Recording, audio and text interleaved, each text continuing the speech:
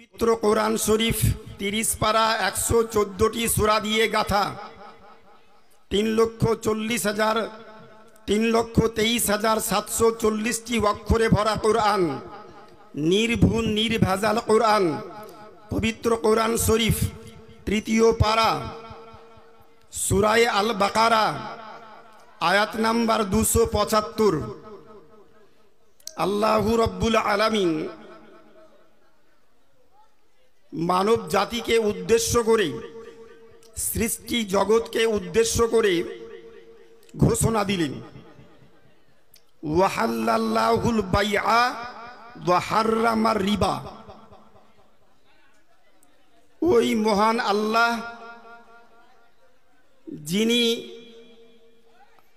বৈধ করেছেন, হালাল করেছেন ব্যবসাকে, আর হারাম করেছেন সুদকে। ব্যবসাকে হালাল করেছেন আর সুদকে হারাম করেছেন। ব্যবসা করা সাইয়্যিদুনা আদম পয়গম্বর আলাইহিস সালাম থেকে আরম্ভ করে আমাদের নবী,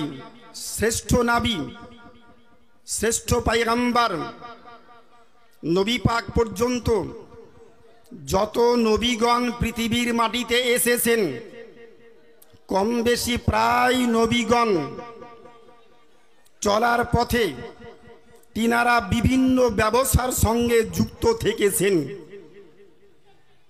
বিভিন্ন নবীগণ বিভিন্ন ব্যবসার সঙ্গে যুক্ত থেকেছেন। নবী পাকদের পর সাইয়্যিদুনা আবু বকর সিদ্দিক রাদিয়াল্লাহু তাআলা আনহু, ওমরে ফারুক রাদিয়াল্লাহু তাআলা আনহু, সাইয়্যিদুনা উসমান গানী রাদিয়াল্লাহু তাআলা আনহু, সাইয়্যিদুনা হযরতে আলীউল মুরতাদা রাদিয়াল্লাহু তাআলা আনহুম, ইনারা সকলেই বিভিন্ন ব্যবসার সঙ্গে যুক্ত থেকেছেন। আল্লাহ পাক ব্যবসাকে হালাল করেছেন। মানুষের জন্য সর্বোত্তম কাজ ব্যবসা করা। ইসলামে 3টি জিনিস নিকৃষ্ট হালাল। হালাল আবগাজুল হালাল, নিকৃষ্ট হালাল। 1 নাম্বার হচ্ছে তালাক দেওয়া, বউকে স্ত্রীকে কারণে অকারণে তালাক দেওয়া, এটা হচ্ছে হালাল কিন্তু নিকৃষ্ট হালাল। 2য় নাম্বার হালাল হচ্ছে ভিক্ষা করা, কিন্তু নিকৃষ্ট হালাল। 3য় নাম্বার হালাল হচ্ছে অনেক জায়গাতেই যুক্ত হালাল, কিন্তু কাজটা থেকে বিরত থাকা ভালো। প্রতিনিয়ত কসয়ের কাজে যুক্ত থাকা। বহু ব্যবসা আছে, ব্যবসাতে বরকত বেশি। ব্যবসাকারীর ওপরে আল্লাহর খাস রহমত বেশি বর্ষণ হয়। ব্যবসাকে আল্লাহ পাক হালাল করেছেন মানব জাতির জন্য, মুসলিম জাতির জন্য, ইমানদারের জন্য। ব্যবসাকে হালাল করেছেন, হালাল। ব্যবসা করা এটা নবী পাকের সুন্নাত, সাহাবায়ে কিরামদের সুন্নাত, আউলিয়ায়ে কিরামদের সুন্নাত, তাবেঈনদের সুন্নাত, আউলিয়ায়ে কিরামদের সুন্নাত, বহু বুজুর্গ ব্যক্তিদের সুন্নাত হচ্ছে ব্যবসা করা। এই আয়াতের 2টো অংশ বিশেষ। 1 নাম্বার ব্যবসা, 2 নাম্বার সুদ। খুব গুরুত্বপূর্ণ বিষয়, একটু ভালো করে বুঝবেন। না বুঝে হু করা আর বুঝে হু করা, দুটোর মধ্যে পার্থক্য আছে। আমি চেষ্টা করব আপনাকে বোঝানো, আপনিও চেষ্টা করবেন আমার কথাটা বুঝার। না বুঝে আমরা যদি শুনেই চলে যাই, বুঝতে না পারি, ভুল অর্থ প্রকাশ পাবে। ভুল অর্থ প্রকাশ পেলে সমাজের সুশৃঙ্খল পরিবেশ ধ্বংস হবে, বিশৃঙ্খলা পরিবেশ সমাজে তৈরি হবে। আল্লাহ পাক বলেছেন 1 নম্বর আয়াতের মধ্যে ওয়াহাল্লাল্লাহুল বাইআ, 1 নম্বর আল্লাহ ব্যবসাকে হালাল করেছেন। আর 2 নম্বর হচ্ছে ওয়াহাররামার রিবা, আল্লাহ পাক তোমাদের জন্য সুদকে হারাম করেছেন। এবার আসি সুদ। সুদ শব্দটি, সুদ বাক্যটি, এটা হচ্ছে ফার্সি শব্দ। সুদটা হচ্ছে ফার্সি শব্দ, যার অর্থ আজিয়াদা, বেশি, বেশি, জিয়াদা, বেশি অর্থে ব্যবহার হয় সুদ। আরবিতে বলে রিবা, আর বাংলাতে ফার্সিতে শব্দ হচ্ছে সুদ।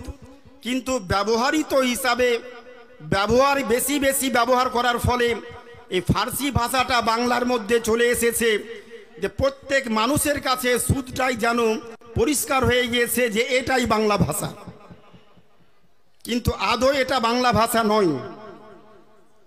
আমাদের পশ্চিমবঙ্গের স্বনামধন্য মুফতি, বিজ্ঞ মুফতি ওস্তাজুল ওলামা, উনি বহু মঞ্চে কথাটা বলেন, বহু মঞ্চে কথাটা শুনেছি বলতে, যে একজন মুর্শিদাবাদ গ্রামাঞ্চলের মানুষ সৌদি গিয়েছে হজ করতে, হজ থেকে ফিরে আসার পর বলছে যে আমরা ওখানে থাকলাম 20 দিন, 30 দিন, 40 দিন থাকলাম, কিন্তু ওই দেশে বাংলা কথা শুনতে পেলাম না।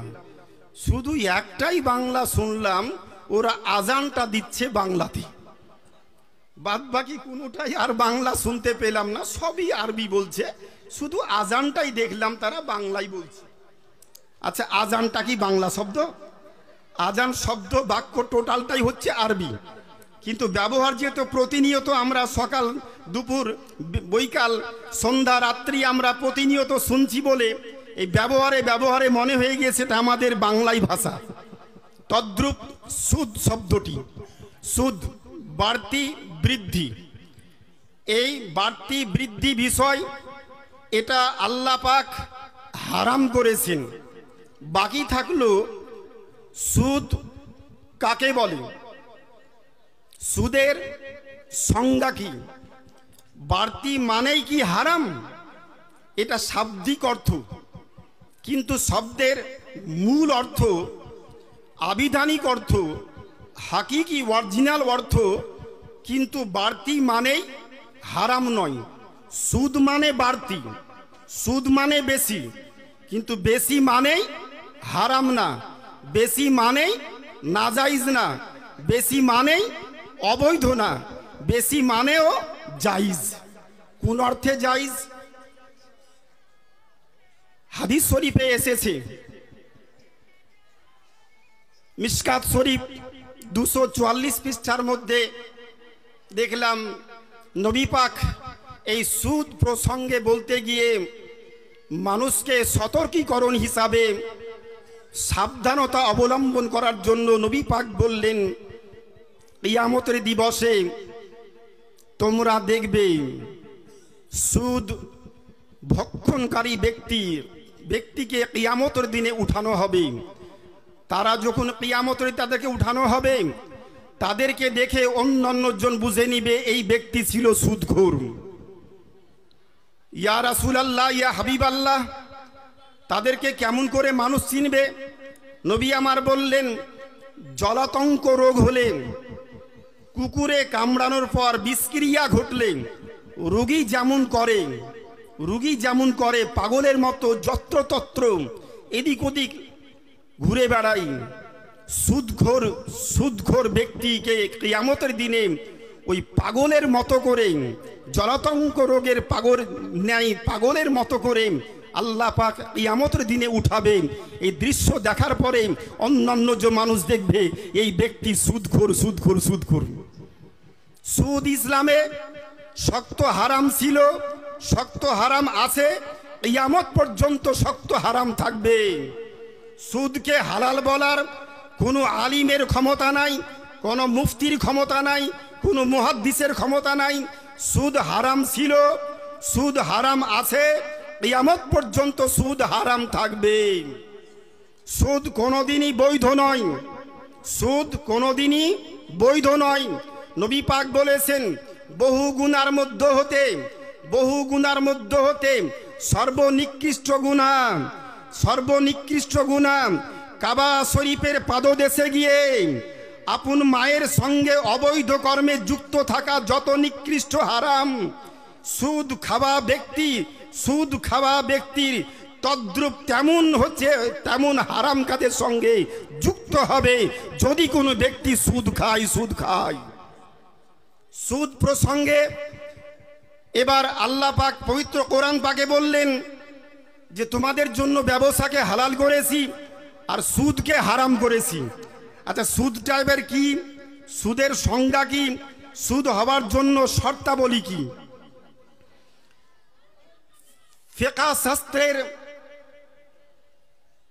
ফিকহ শাস্ত্রবিদ অখণ্ড ভারতবর্ষের বিখ্যাত মুজাদ্দিদে আজম হুজুর আলা হযরত আজিমুল বারকাত ইমামে আহমদ রাজা ফাজিলে বাগলাবী রহমাতুল্লাহ আলাইহি নতুন এডিশন ফতোয়ায়ে রাজাবিয়ার 14 খণ্ডের মধ্যে 312-13 পৃষ্ঠার মধ্যে দেখলাম সুদ প্রসঙ্গে একটা বিষয়, একটা ফতোয়া মসলা উনি নিয়ে এসেছেন। সেখানে আলোচিত হয়েছে সুদের জন্য শর্তাবলী। সুদ হবার জন্য 3টি শর্ত। সুদ মানে বেশি জিয়াদা, 1 টাকার পরিবর্তে 1.5 টাকা নেওয়া, 1 টাকার পরিবর্তে 2 টাকা নেওয়া, 1 টাকার পরিবর্তে 1 টাকা নেওয়া। সুদ না সমান সুদ না। 1 টাকার পরিবর্তে 1 টাকা দিলাম, 1 টাকা 25 পয়সা নিলাম, এই বাড়তি এটা হচ্ছে সুদ। কথা বুঝতে পারছেন? বাড়তিটা হচ্ছে সুদ। সুদের জন্য শর্তাবলী 3খানা, আমি সংক্ষিপ্তকরণে বলি। 1 নম্বর শর্ত, সুদ প্রযোজ্য হওয়ার জন্য 1 নম্বর শর্ত হচ্ছে সুদ গ্রহীতা আর সুদ দাতা, যে সুদ দিচ্ছে আর যে সুদ গ্রহণ করছে, বাড়তি দিচ্ছে মূল আর নিচ্ছে বাড়তি। সুদ দাতা গ্রহীতা, সুদের কোনো জায়গাতে আলোচনা হলো, সুদ প্রসঙ্গে লিখনি হলো, ওই লিখনিতে যে ব্যক্তি সাক্ষী থাকলো, যে সুদখোর গুনাহ কাবিরা করলো, যারা সাক্ষী থাকলো, এই সাক্ষী সুদের কারবারে যুক্ত থাকা ব্যক্তির সাক্ষী থাকার জন্য সেও হারাম কাজ করলো। উভয় হচ্ছে আপনার গুনহগার। সুদ যে খাচ্ছে সেও গুনহার কাজ করছে, আর যে সাক্ষী থাকছে সেও সুদের সঙ্গে সেও হারাম কাজ করছে। সুদের শর্তাবলীর মধ্যে 3টি শর্ত, খুব মনোযোগ। 1 নম্বর শর্ত হচ্ছে সুদ দাতা গ্রহীতা উভয়ে হতে হবে মুসলমান। 1 নম্বর শর্ত, উভয়ে মুসলমান। টাকার পরিবর্তে টাকা, ধানের পরিবর্তে ধান, গমের পরিবর্তে গম, খেজুরের পরিবর্তে খেজুর, লবণের পরিবর্তে লবণ, চিনির পরিবর্তে চিনি। এই বস্তু এক বস্তুর মধ্যে যদি কম বেশি হয়, এটাই হচ্ছে সুদ। কথা বুঝছেন? বস্তু 1 নম্বর শর্ত কি? উভয়ে মুসলিম হওয়া। কেন? হেদায়া শরীফ 3য় খণ্ড 286 পৃষ্ঠার মধ্যে বর্ণিত হয়েছে, হাদিস শরীফ উল্লেখ করা হয়েছে, লা রিবা বাইনাল মুসলিমে ওয়াল হারবি। মুসলিম আর নন মুসলিম, হারবি, কর দিয়ে ট্যাক্স দিয়ে কোনো কাফির কোনো দেশে বসবাস করেছে, এইরূপ হারবি মুসলিম নন মুসলিম উভয়ের মধ্যে নবী পাক বলেছেন যদি বাড়তি নাই বস্তু এক, সুদ হবে না। তাহলে সুদের জন্য 1 নম্বর শর্ত উভয়ে মুসলিম হওয়া। 2 নম্বর শর্ত বস্তু এক হওয়া। গমের পরিবর্তে গম বেশি নেওয়া, ধানের পরিবর্তে ধান বেশি নেওয়া। বস্তু এক বস্তুর মধ্যে কম বেশি। এক নাম্বার শর্ত উভয়ে মুসলিম, দ্বিতীয় নাম্বার শর্ত বস্তু এক, তৃতীয় নাম্বার শর্ত মালিক এক, যার কাছ থেকে নিব তাকেই বাড়তি দেওয়া। যার কাছ থেকে নিলাম 500 টাকা নিলাম, তাকে আমি ফেরত দিচ্ছি 520 টাকা, বাড়তি হলো। ব্যক্তি এক, বস্তু এক, উভয়ে মুসলিম। এই তিনটি শর্ত যদি কোনো আলোচনা, কোনো চুক্তির মধ্যে পাওয়া যায় তবেই হবে সেটা সুদ। আর সেই সুদটা হচ্ছে মুসলিম জাতির জন্য হারাম ছিল, আজও হারাম আছে, কিয়ামত পর্যন্ত হারাম থাকবে। কথা বুঝতে পারলেন? এবার আসি বস্তু এক। এক বস্তুর মধ্যে কম বেশি কেমন? আমি ভারতীয় নাগরিক, আমি সৌদি হজ করতে গিয়েছি, 250 টাকা দিলাম, 10 টাকা পেলাম। সৌদির নাগরিক আমাকে 10 টাকা দিল, আমি তাকে টাকা বস্তু তো এক, ওটা কাগজের টাকা, এটাও কাগজের টাকা, 10 টাকা দিল, আমার কাছ থেকে নিচ্ছে 250 টাকা, সুদ হবে? আমি ভারতীয় নাগরিক, বাংলাদেশ আর ইন্ডিয়া 86 টাকা ইন্ডিয়ান টাকা, বাংলাদেশের 100 টাকা, 86 টাকা দিলাম, 100 টাকা নিলাম, টাকার পরিবর্তে টাকা বেশি পেলাম, সুদ হবে? টাকার পরিবর্তে টাকা বেশি পেলাম, বস্তু এক, একই বস্তুর মধ্যে কম বেশি, কিন্তু বাড়তি হওয়া সত্ত্বেও এখানে সুদ হবে না। কেন সুদ হবে না? যেই রাষ্ট্রে বসবাস করি সেই রাষ্ট্রের মুদ্রা, প্রচলিত মুদ্রা, ওই মুদ্রার মধ্যে এক বস্তুর মধ্যে যদি কম বেশি হয় তবেই সেটা সুদ হবে। কিন্তু একটা বিষয়ের উপরে লক্ষ্য রেখে হবে না। যেমন আমরা এদেশের মাটিতে বসবাস করি, বিভিন্ন জীবন বীমা, বিভিন্ন ডাক বিভাগের বিভিন্ন প্রজেক্ট, বিভিন্ন টেবিল, ব্যাংকের বিভিন্ন আপনার বিষয়, savings account, current account, loan account, বিভিন্ন ধরনের ব্যাংকিং ব্যবস্থায় ডাক বিভাগ, জীবন বীমা, এলআইসি, ব্যাংকিং যে টাকা, আমি 1000 টাকা দিলাম, পরিবর্তে 1 বছর পর 200 টাকা বাড়তি পেলাম। 1000 টাকা দিলাম, 200 টাকা বাড়তি পেলাম। এই বাড়তি টাকাটা নেওয়া আমার জন্য বৈধ, হালাল না হারাম? হালাল না হারাম? জীবন বীমা, লাইফ ইন্স্যুরেন্স, আমি 500 টাকার টেবিল প্রত্যেক মাসে জমা করছি, বছরে 6000 টাকা জমা পড়ল, 15 বছর পর জমা পড়েছে 18,000 টাকা, আমাকে দিল কোম্পানি 32,000 টাকা, টাকা দিয়েছি 18, পেলাম 32, 18 থেকে 32, 18 থেকে 32, 14,000 টাকা বাড়তি পেলাম। এই বাড়তি টাকাটা আমার জন্য সুদ হবে না হবে না? জানতে হবে না? সুদ হবে না হবে না? এই যে ব্যাংকিং ব্যবস্থাপনায় খুব সহজভাবে বুঝি, আমরা সুদ বলবো না, কারণ 3টি শর্ত সুদের জন্য। সমস্ত ফিকহ শাস্ত্রের ওলামায়ে আহনাফ, ওলামায়ে আরবা, প্রত্যেক আইম্মায়ে আরবা, প্রত্যেক ইমামগণের একই মত, 3টি শর্ত থাকলে তবেই সুদ হবে, নচেত সুদ হবে না, হবে না, হবে না।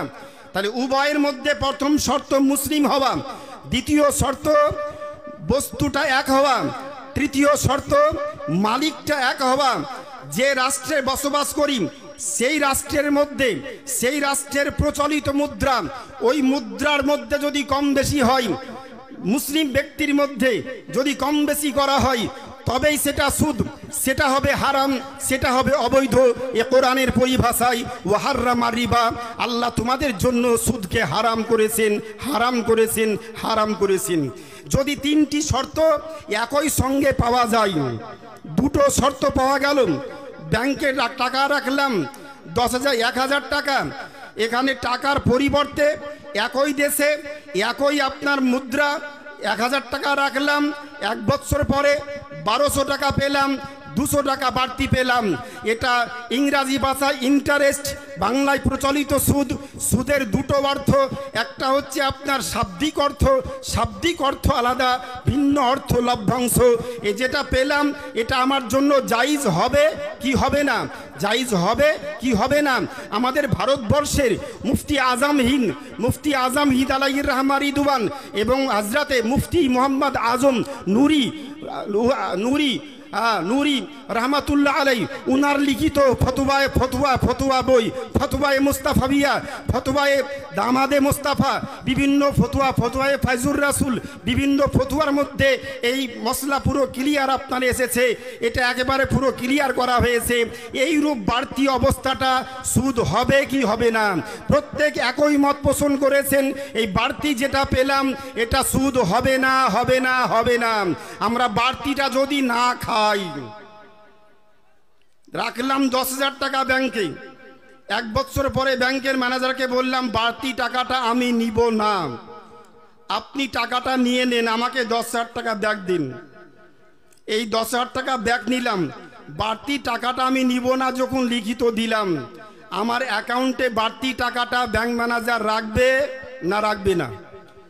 যখন লিখিত কাগজ দিয়ে দিব আমি বাড়তি নিব না, রাখবে রাখবে না? উঠিয়ে নিবে, উঠাবে না?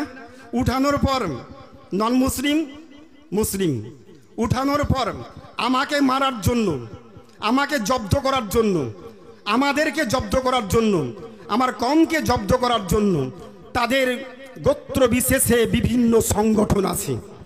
নিজে খাবে, সংগঠনকে দান করবি, সহযোগিতা করবি।